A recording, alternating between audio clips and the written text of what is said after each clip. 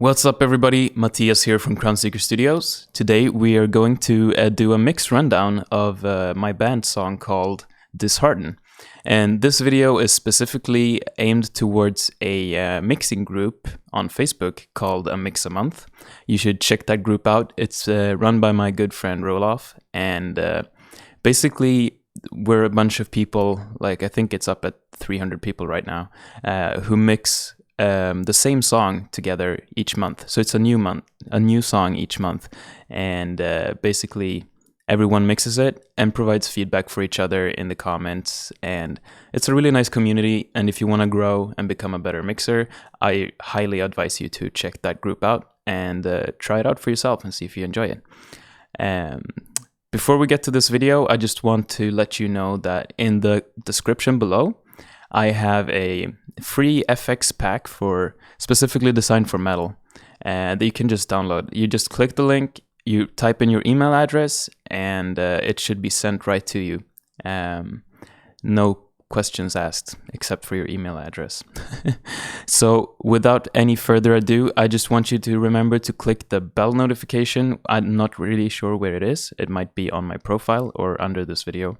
But that helps me and you, so you can get notifications whenever I post a new video. If you enjoy my content, of course.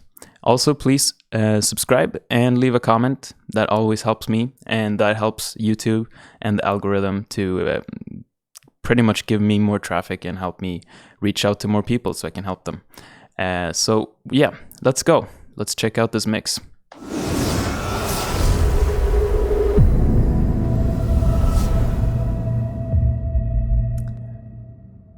Okay, so first off, I'm just gonna unmute some stuff here that I totally forgot that I muted.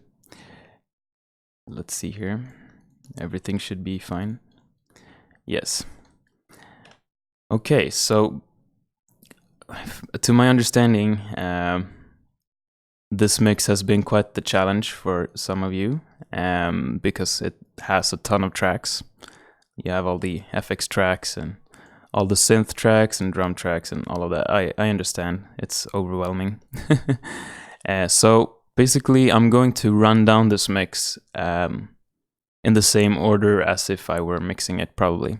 So I'm gonna mute the synths and the FX tracks, and I'll mute the vocals too for now. So basically, let's start with the drums. Nothing too special or crazy with my drum mix, but this is what it sounds like on its own.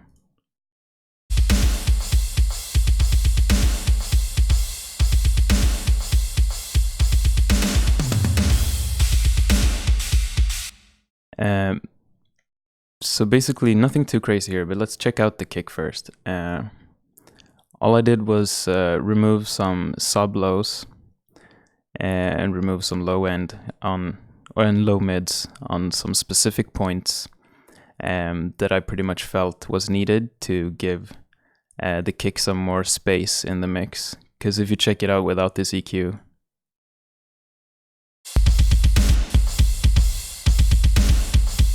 it sounds kind of boxy and kind of overwhelming.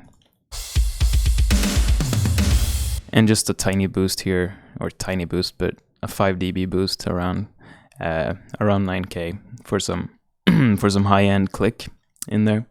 And I just like to use the JST clip. It's a clipper plugin from Joey Sturgis, and I just love it for pushing up the volume a little bit and clipping the signal so it fits better into the mix without causing any peaking troubles. So that's pretty much why I use that. Actually, let's go with one track each like this. So here's the snare.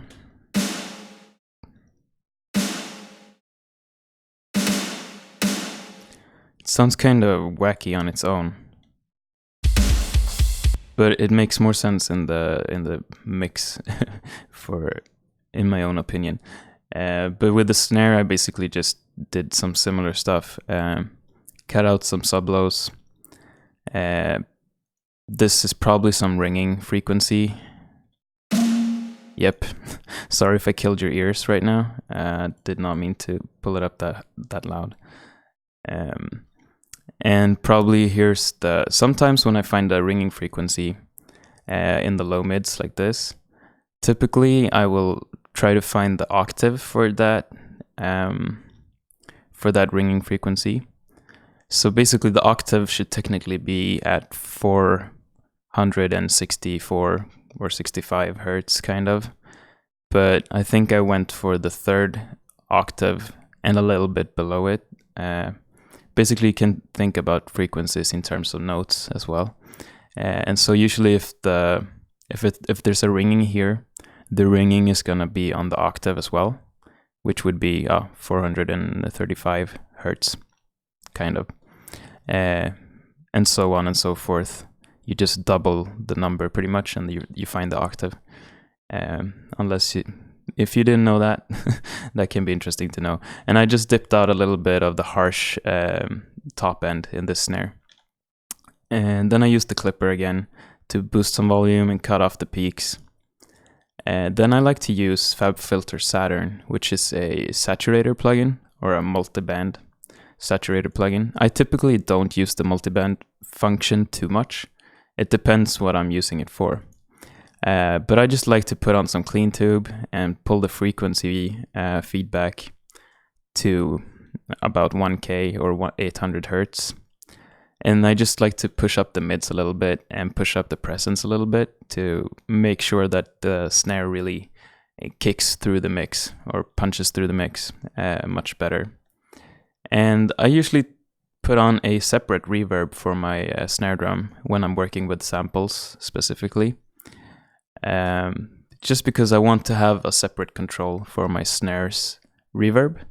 So this is what the reverb for my snare sounds like. And without it, it's not a massive difference, but I just think it gave it some more ambience and space. I mean, you can hear it a lot more clearly in the calm part over here.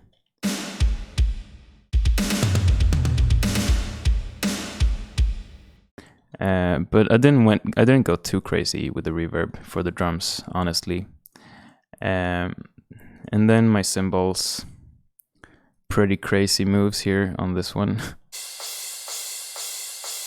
Because the Superior Drummer cymbals that I used here, they typically are quite harsh sometimes. So if you check it out without this,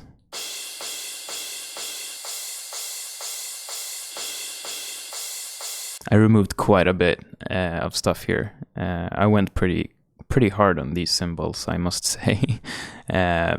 But that's what I felt was needed at the time when I was mixing this, and I don't know if I would do it any differently today. Probably not.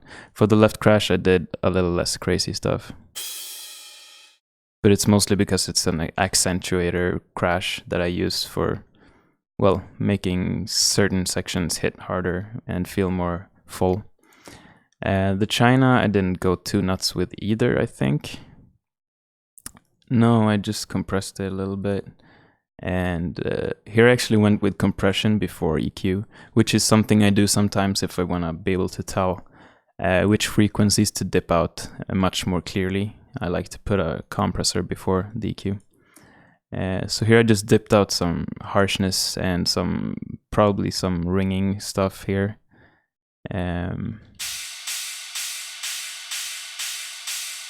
Yeah, just cleaned it up a little bit. And the ride was nothing, actually. I liked it as it was. So sometimes you don't have to do anything. Because in my opinion, that already sounded great to me. So I didn't need to do much there. The toms, I did a very, very standard procedure. So basically just the SSL. Dipped out some low end. And dip out some boxiness around 500 hertz. And boost some lows where it sounds the best for that specific tom, and then a little compression with a 3-to-1 ratio. Nothing fancier than that, really. And then I add the clipper to the end. I add the clipper to the end of almost every drum shell And I use compression on almost every crash or cymbal, pretty much. And the hi-hat I did nothing with either, because I liked the low end that it had, and it only has those 2 hits in the entire song. So yeah, that's pretty much why I left it like that. So let's check out the bass. So I split the bass into two parts, or 2 tracks. And as you can see, this one has quite a bit of processing going on. So let's check out what the bass sounds like.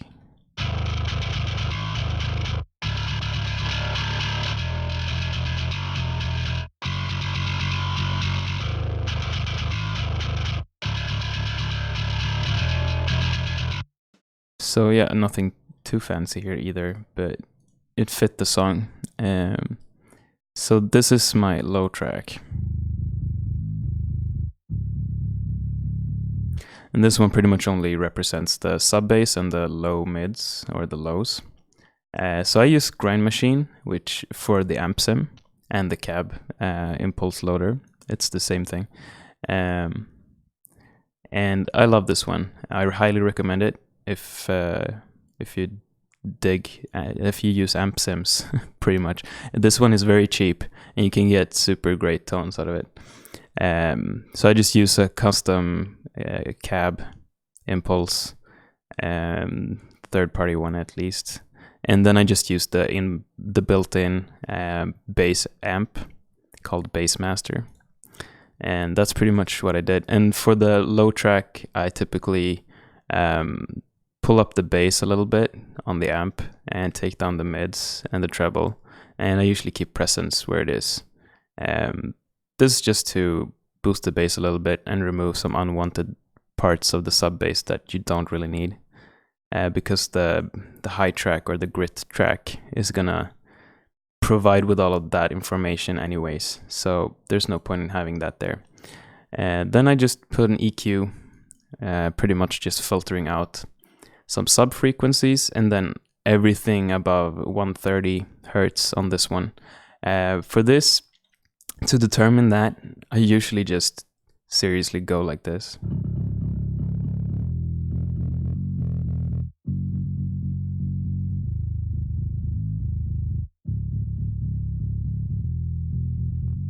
And I just like to find the spot. For me, it was 130, but I just like to find the spot for that specific bass in that specific tuning, where I feel that the sub low end and the low mids are starting to meet, because I kind of like to have a little bit of low mid information in the low track too. It provides some nice warmness and fullness that I want to keep controlled. And when you start pulling up the high track for more distortion, you might pull up the low mids too much, and it sounds overbearing instead. So that's why I like to keep some of that information in the low track instead. Some people just pull it down to like 80 and just keep the sub frequencies, and to me that's not the way to go. But each to their own, and anything works as long as it works. And then some R bass, which probably most of you have seen being used on basses and stuff. Here I just add in some more of that 130, 135, some extra harmonics to make it more full and more audible on mobile speakers and smaller headsets and stuff like that. So this is what it sounds without it. And with it, I can make it more extreme for you.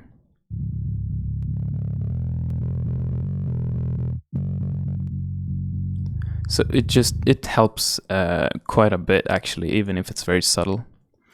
And then here I have a sidechain compressor. This is pretty much just set up so when the kick hits, the sub bass ducks, or the bass kind of lowers in volume temporarily. You can see here, very tiny gain reduction though. I don't want a lot. I just needed enough to make sure that the kick came through while the bass also came through. So yeah, I pretty much just set it up this way. And if you don't know how to do sidechaining, in Cubase anyways, you have a thing here called Activate Sidechain inside the plugin you use. And then you go to Send on the track that you want to send to this plugin. And I pretty much just here chose bass low comp mono, which is this one. And then you can set how much of the kick you want to send into the compressor that activates the compressor on the bass track. And that's pretty much how that works. So let's go to, yeah, and then I just added a compressor here at the end on the low bass. It's actually working quite hard, and that's mostly because I didn't want to use a limiter, so that's why I just decided to use heavy compression instead. And then on the high track, we have quite a bit of stuff, so let's try to go through this fairly quickly because this video might turn into hours otherwise. I have a guitar overdrive pedal on this one.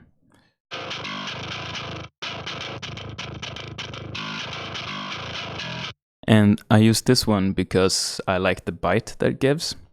It works better to me than most bass overdrive pedals. I know the SansAmp is pretty damn awesome, but unfortunately there is no SansAmp plugin for Cubase that I know of anyways. And I really like this setup though. So I just pull up the tone quite high to get that really nasty bite, and pull up some drive for some distortion, and I maxed the volume on this. Gives me some nice attack, but that's not all. Then I use a free plugin called Temper, which is a saturation plugin. And this one helps a lot too. Let's check it without it.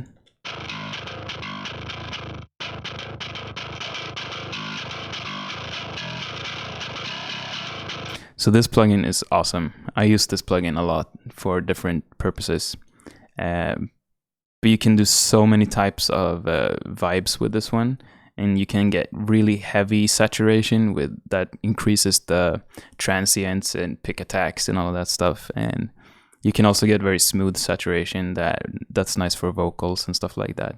So I highly suggest you check this plugin out. Then same thing here, Grind Machine. But on this one, I pulled down the bass instead of up. Pulled down some mids here too, quite a lot. And here I boost the treble and the presence instead. But you have to experiment with these things, of course. You can't just copy my settings. It depends on the bass DI you're working with. It's all gonna sound different. And then an EQ, filter up to 130, and keep everything above 130. So these two can work together, pretty much. And then some compression. Heavy compression. And the reason is because I want the bass to be very static. I don't like when bass in this genre is too dynamic, because then notes disappear here and there, and then the bass just doesn't punch the way it should, in my opinion. So I compress the fuck out of it. And here I have some sidechain too, but I don't even think this is in use. Yeah, I don't think I used this one at all. But I think I set it up in case I needed to sidechain with the guitars to leave some room for them. And here I have an EQ to just dip out some nasty frequencies and boost some highs in this one.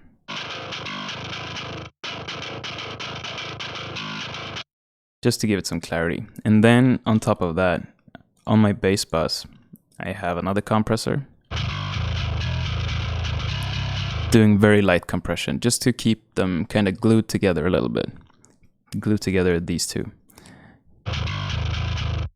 And then I have another EQ here that EQs both of them at the same time. So I dip out some sub-lows and some frequencies that resonated or masked other instruments. So I try to make space for other stuff by EQing the bass like this, pretty much. So this is without the EQ.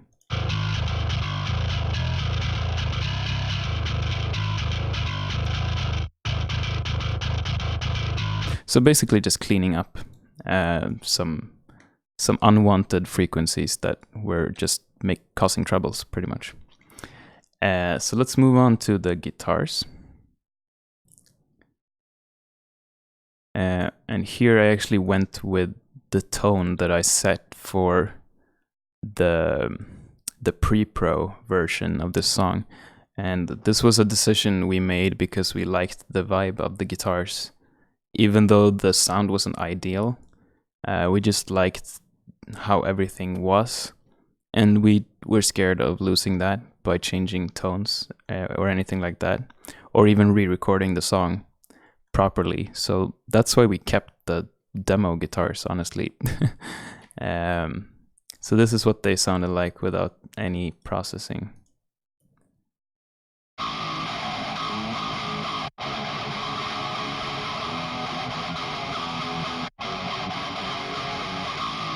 Pretty shit, in my opinion. The tone is not the optimal tone for sure. But I think I made it work pretty good in the mix anyways. So this is what it sounded like with my processing.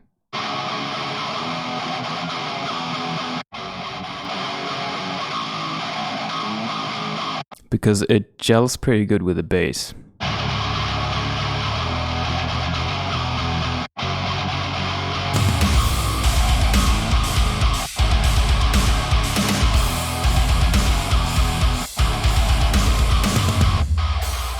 Okay, so that's pretty much it for rhythm guitars. I just seriously did a bunch of EQing here, as you can see. This is way too much EQ. I don't recommend anyone doing this, but I had to do this because of the situation I just told you about.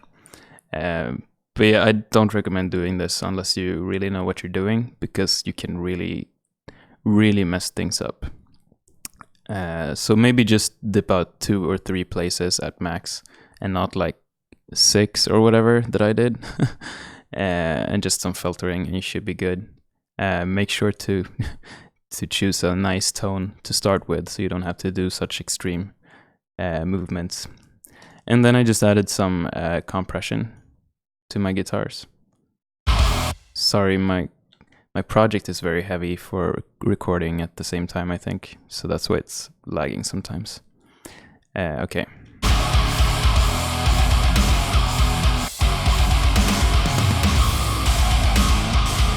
Yeah, so pretty much just some light compression to keep the guitars nice and even, and to make sure that I like the aggressiveness that they got from it. Also, I will go through, like, this thing is an automated filter. I will go through automation at the end, or in case I might have to make a 2-parter of this, because I like to be detailed, and this is taking a lot of time because it's a massive song to mix. So let's check out the vocals here. Let's do clean vocals first. So one thing I noticed a lot of people do when you guys mixed this song, which is, it's nothing wrong with it, but it was not designed to be that way that you guys did. A lot of you used these things and put them very loud in volume.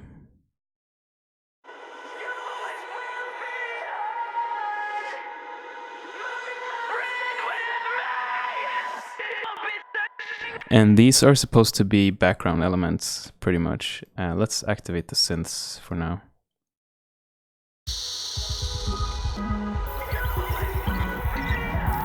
Of course, you can do your own interpretation. But since you put them so loud, a lot of you lost energy in your mix when these disappeared, because the other stuff was much lower in volume. So basically what you did was you removed the dramatic effect of the intro by having them loud. So stuff like that is good to think about when you're mixing for your clients and stuff later, that really think about what the volume decisions you make, what impact they do on the song and how the song is perceived, pretty much. Because you want to pretty much give people an emotional ride when they listen to music. And if what you do contradicts what makes up for a good emotional ride, then maybe that's not satisfactory for people to listen to. So I would say try to follow the flow of the song. Of course, you're allowed to have your own interpretations, and if you prefer them loud, then that's your choice and what you liked, and I'm not going to say anything against that. But just keep in mind of that kind of stuff, because if you listen here, when the vocals come in here, the song hits much harder when these things are lower in volume.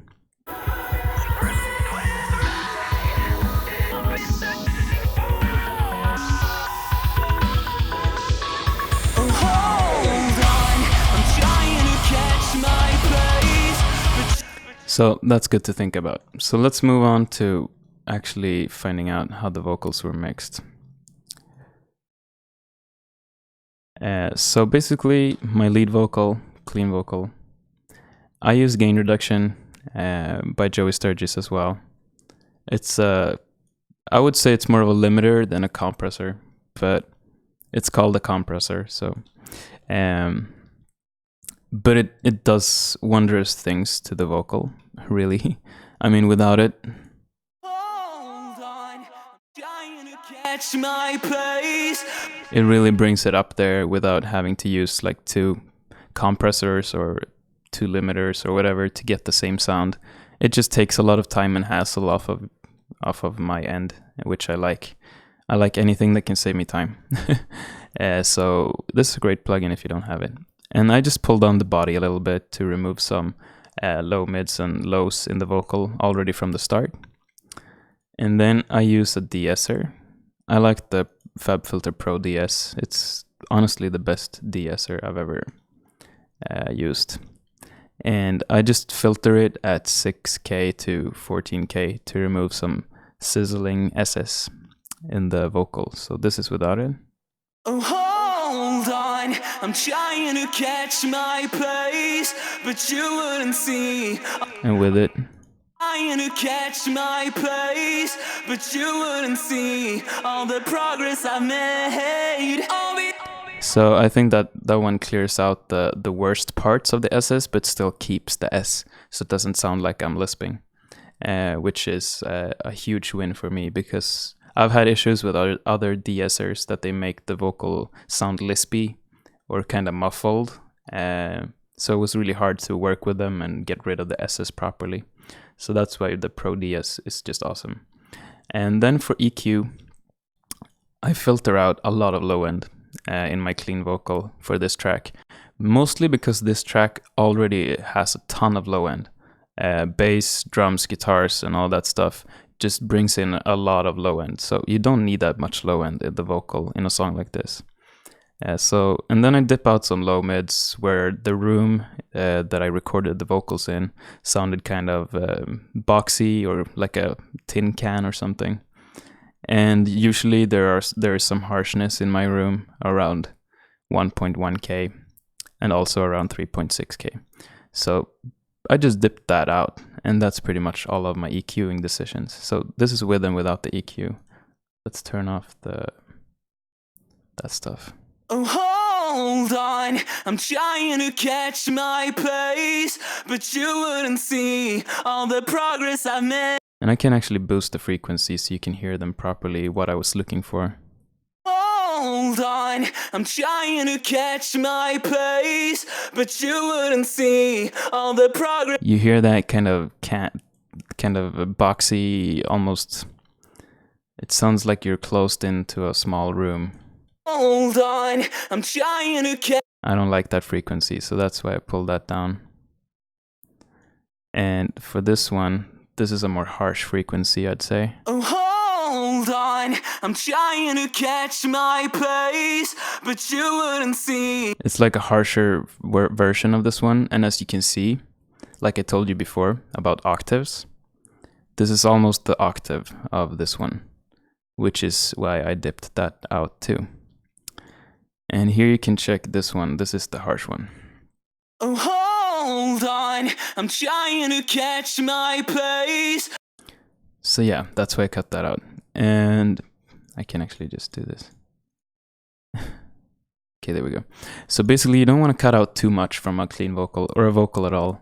That will just ruin the vocal, and you can easily destroy the vocal tone and the entire emotion of the vocal if you EQ it too hard. So that's why I did some very light EQing on this one. Just the most important parts is what I EQ'd out. And you're gonna learn eventually what impacts the vocal the most by removing or adding it. So that's all up to practice. But now you heard some of the things that I like to look for in clean vocals, especially for the lead tracks. Then I just add some plate reverb, nothing too fancy. And with my reverbs, I always filter about 300 hertz and 6000 hertz for my leads, kind of.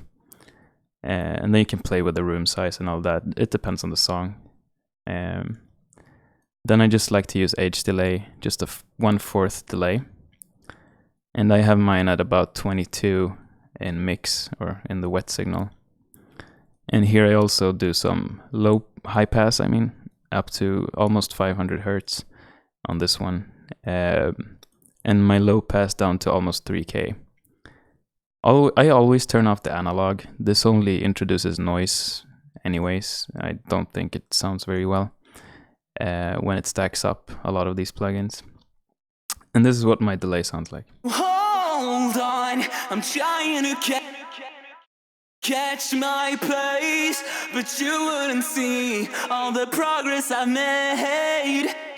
And that makes a huge difference in the mix. It really makes the vocal pop out really nicely. And gives it some nice ambience that really just soars through the mix, in my opinion. So yeah, let's move on to the harmonies. All these empty promises. So basically, on the harmonies, the gain reduction is the same.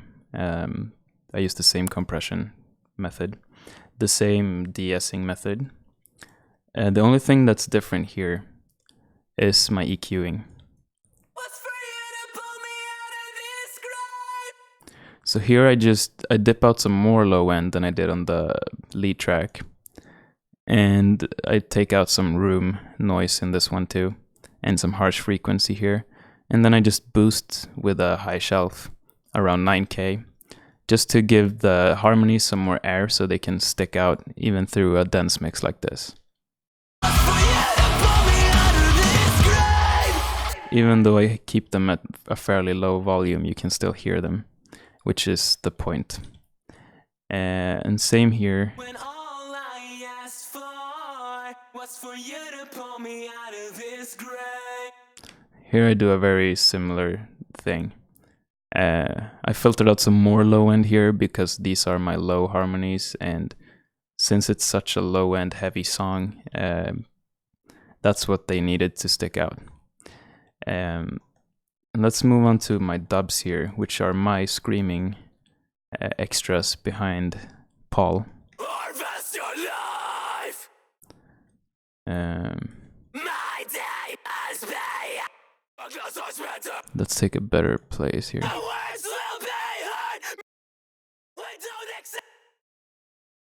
Let's maybe go here. So what I do for my screams, anyways, here I push the gain on gain reduction a little bit, which introduces a little bit of saturation, just for some grit. And I also, since mine are not lead screams in this one, I take out a lot of low end here too. And same principle as for the lead vocal here almost. What I do differently here is I add this plugin called Quadrafuzz. You can use FabFilter Saturn for this too. This is a similar type of plugin. So I just added some tape saturation And all of these are different frequency bands, so you can check them out.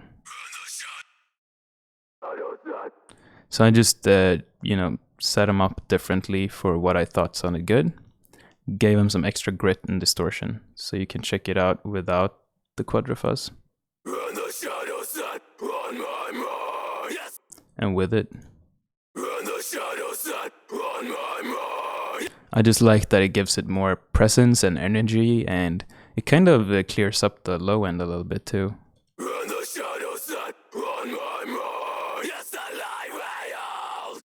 Yeah, and that's pretty much what I did there. Let's check out my FX voice here. There's no point to wonder what could have been. This one I EQ'd very similarly to everything else. Just dip out some low ends, some low mids, give it some high frequency boosts. Reverb's the same. And just some delay as well. What I did do before I printed this vocal was add some distortion to it. There's no point to wonder what could have been. Which is why it sounds so full and kind of less dynamic, I guess. So together they create. There's no point to wonder what could have been. Set your eyes on the path that you're walking. What you want most in this life. And when they're both so heavily compressed together, they kind of create this cohesive vocal sound that I thought was really cool. Oh yeah, let's check out my ad-libs here. You could see it through my eyes. These ones I filtered quite hard. Like up to 545 hertz. I removed everything below that, and down to 6,800 hertz low pass. And then I dipped out some frequencies that were harsh or unnecessary. So I used that technique to fit these in because there's so much going on here. If you could see it through my eyes, down, take it in. So if you check without the filter, it becomes much more messy. There's no room for this one to really come in because the lead vocal is already there. So to give this one room, that's why we filtered it. Then it's less in the way, and in my opinion that helps a lot.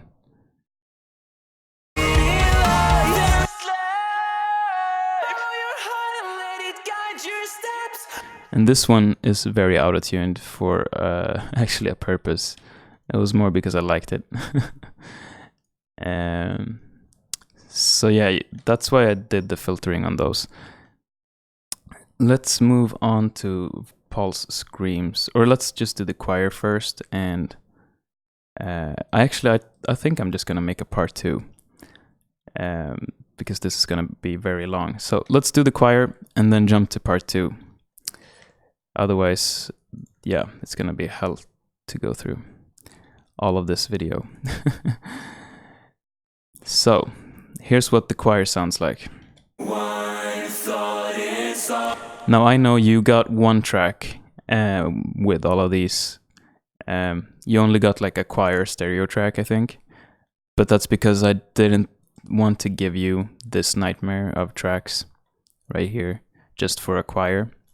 But all my volumes and levels are set exactly the same as they were for you. One thought is all it takes. Take a breath, let it wash away your fears. One thought is all it takes. So go for it before it fades. One thought is all it takes. And pretty much what I did was I included these plugins for you.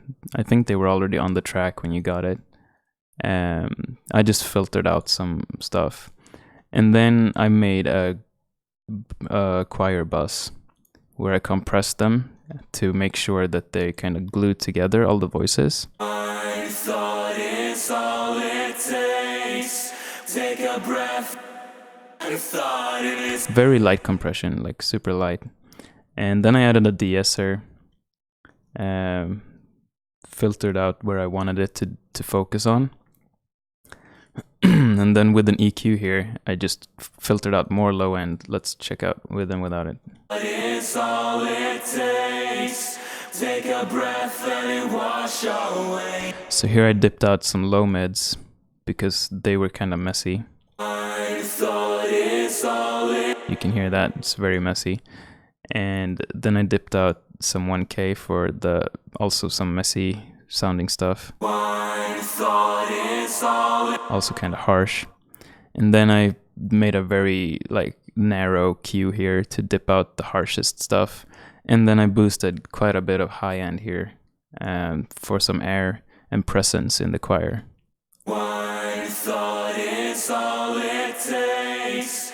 Take a breath, let it wash. And when you do these high shelves, that helps the choir really cut through the mix better.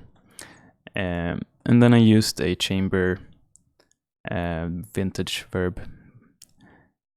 Put up the mix quite high actually, and just decay time of 3 seconds, something.